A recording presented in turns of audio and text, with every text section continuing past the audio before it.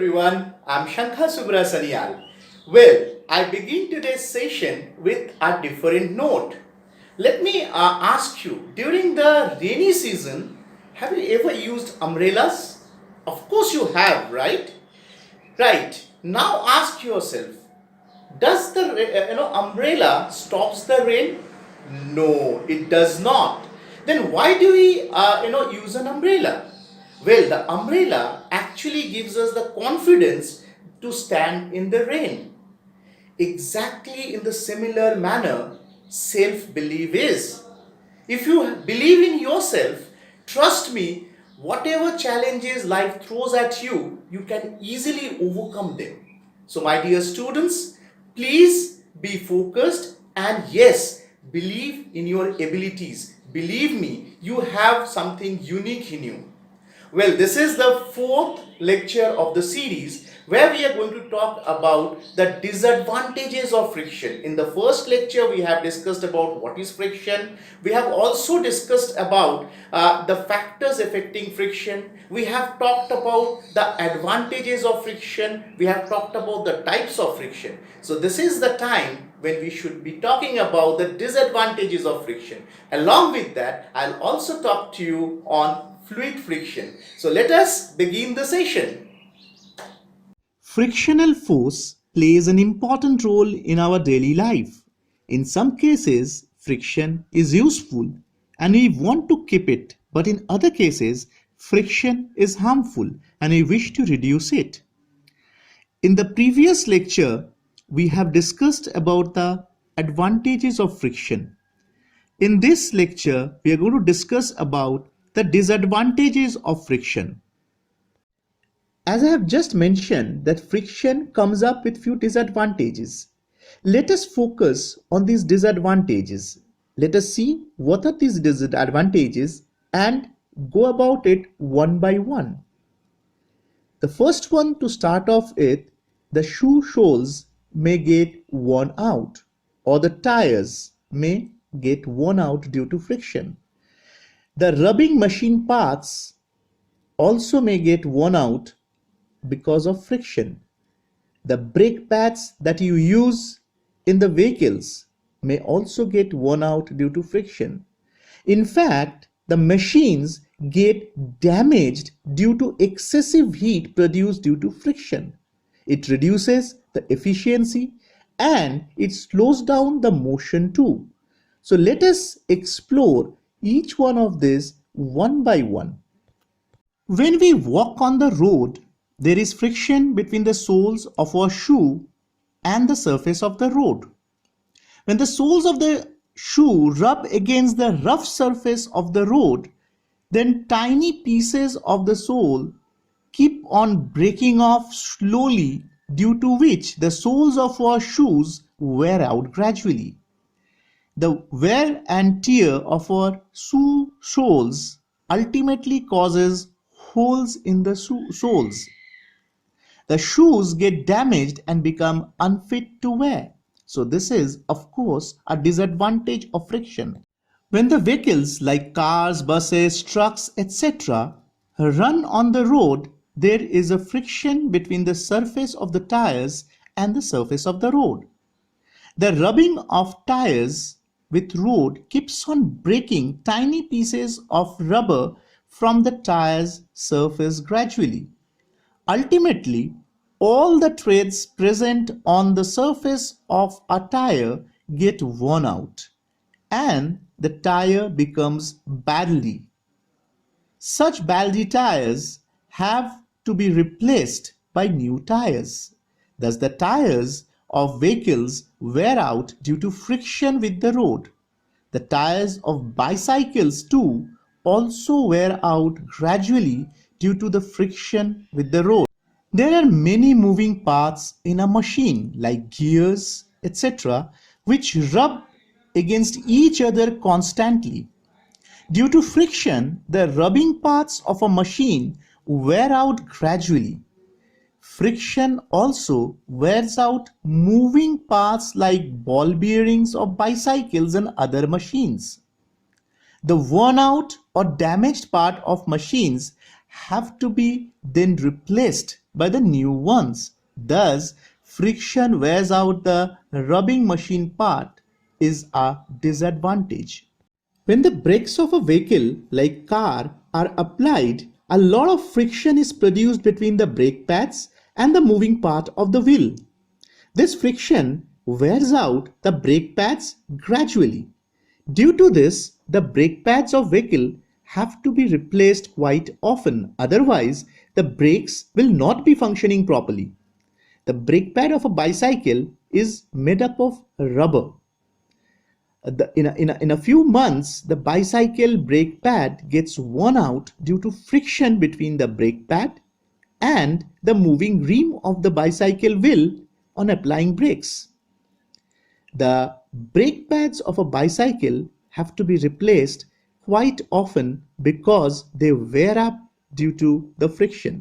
When a lot of people use the staircase in a building every day, the friction between soles of their shoes and the stone steps wear away hard stone steps very slowly. Many times we see worn out steps of foot overbridges at railway stations.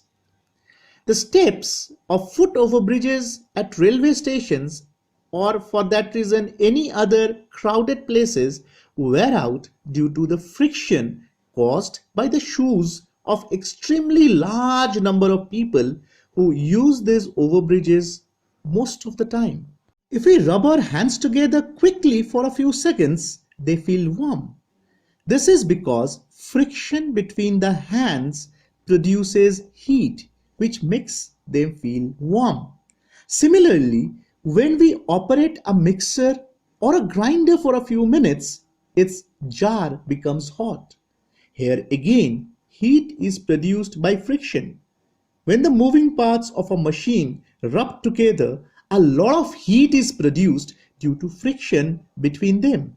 This heat may damage the machine gradually. Some of the energy supplied to run a machine is wasted in overcoming friction between its moving parts, and some of its energy is wasted in heat generated by the machine. This wastage of energy reduces the efficiency of the machine.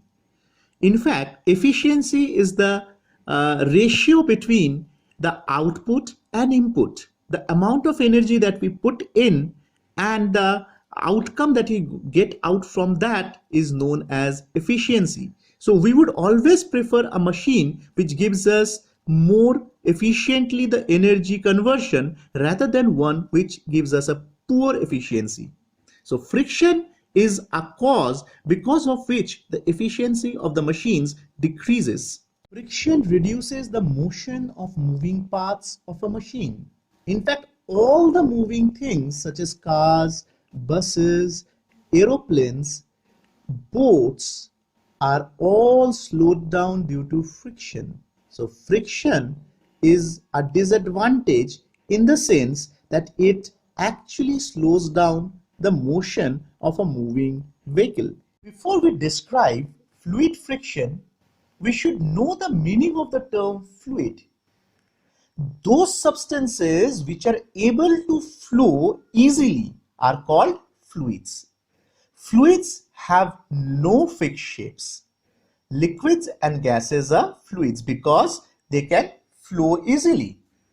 The most common liquid around us is water. So water is a fluid. The most common gas or mixture of gases around us is air. So air is also a fluid. Thus, water and air are the most common fluids. There is a friction whenever an object moves through a fluid. It is called fluid friction. Air is very light and thin, yet it exerts a frictional force on objects moving through it, which opposes the motion of the object. When an object moves through the air, it pushes the air out of the way and air pushes back on the object. This push of air on the moving object creates friction, which tends to slow down the moving object. Thus, air exerts frictional force on cars, buses, aeroplanes, even rockets and birds moving through it.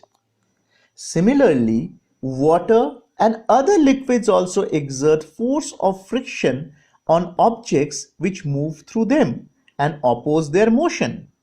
When an object moves through water, it pushes the water out of the way and the water pushes back on the object. This push of water on the moving object creates friction which tends to slow down the moving object. Thus, water exerts frictional force on objects like boats, speedboats, ships, submarines, and fish which move through it. From the ongoing discussion, we can conclude that air and water exert force of friction on objects moving through them. Since air and water are fluids, so in general, we can say that fluids exerts force of friction in objects moving through them. The frictional force exerted by a fluid, air or water, is called drag or drag force. Thus, drag is a kind of frictional force exerted by a fluid like air or water, which opposes the motion of an object through that fluid. Drag force acts in a direction opposite to the direction of motion of the object. So, drag slows down the object moving through the fluid and makes speeding up harder. Typical examples of drag forces are the air resistance force experienced by a car or an aeroplane when they move at high speeds, and the water resistance force experienced by a speedboat moving rapidly in the sea. The magnitude of frictional force or drag exerted by a fluid on an object moving through it depends on four factors. Number one, the speed of the object. Number two, the shape of the object. The size of the object is the third one. And the fourth one is the nature of the fluid or viscosity of the fluid. Let us now discuss this one by one. Higher the speed of an object moving through a fluid, greater will be the frictional force or drag acting on it. For example, an aeroplane flying at a higher speed of 1000 km per hour will face a greater frictional force or drag of air than another similar aeroplane which is flying at a lower speed of say 600 kilometers per hour. The objects having streamlined shapes face much less frictional force or drag when moving through a fluid than the objects which do not have streamlined shapes. For example, a car has a streamlined shape like a wedge, due to which it faces much less frictional force of air or air drag while running at high speed. On the other hand, a bus does not have a streamlined shape, so it encounters a much greater frictional force or drag from air while running at the same speed. Larger the size of an object moving through a fluid, greater will be the frictional force or drag acting on it. For example, a big aeroplane flying at a particular speed will face more frictional force of air than a small aeroplane flying at the same speed. Higher the viscosity or thickness of the fluid, greater will be the frictional force or drag acting on an object moving through it. For example, water is much more viscous or thick than air. So, there will be much more frictional force or drag on an object when it moves through water than when it is moving through air. The main disadvantages of fluid friction is number one, fluid friction reduces the speed of objects moving through the fluid by opposing their motions. It makes speeding up harder. And number two, when objects move through fluids, that is air or water, they lose some energy in overcoming the fluid friction. This reduces their efficiency. For example, when a car is running on the road, then some of the energy, in the case of car, the energy is provided by petrol, is used up or lost in overcoming the friction of air, which opposes its motion. Similarly, when a speedboat rushes through water, then some of its energy, in the case of speedboat, we use diesel, is used up or lost in overcoming the friction of water.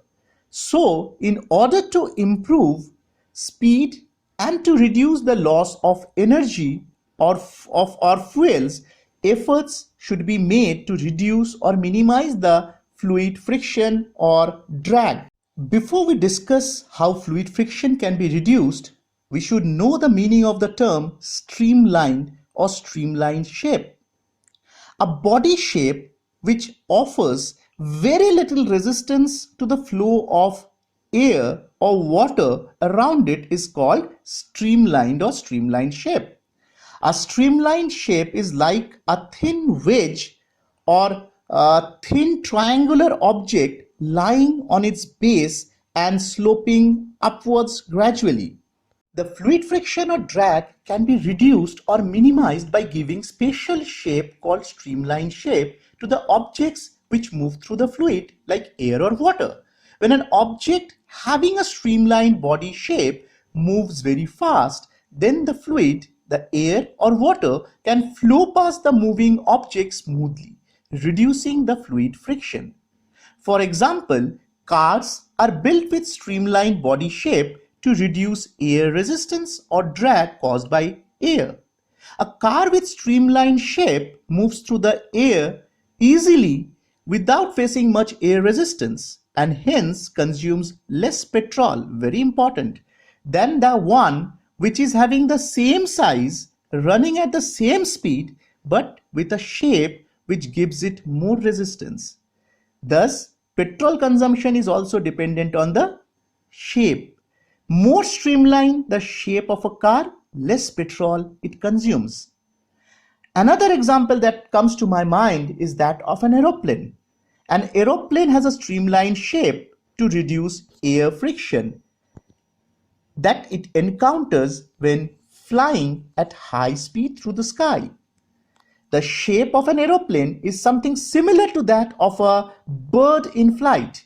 Both the aeroplane and the bird have a streamlined body in the middle, two thin wings on either side, and a tail. The streamlined shape of an aeroplane has been built by scientists and engineers, whereas the streamlined shape of a bird has evolved in nature. In fact, the scientist and engineer got the idea for making streamlined shapes of various moving bodies from the living things in nature, like the birds and fish. The rockets are also built with streamlined shapes so that they encounter the minimum air resistance or drag due to air when they fly off at extremely high speed. So, from this we can conclude that cars, aeroplanes, rockets are streamlined to reduce the friction with the air, which we call drag. Well, this brings us to the end of lecture number 4. Till now, I had been getting a lot of responses. Yet, if there are even a single person who hasn't written to me, please feel free to write to me with your queries. I need to interact with each one of you and wish to solve all your queries regarding friction. Thank you so much for watching this video, and my dear students, stay safe, stay blessed.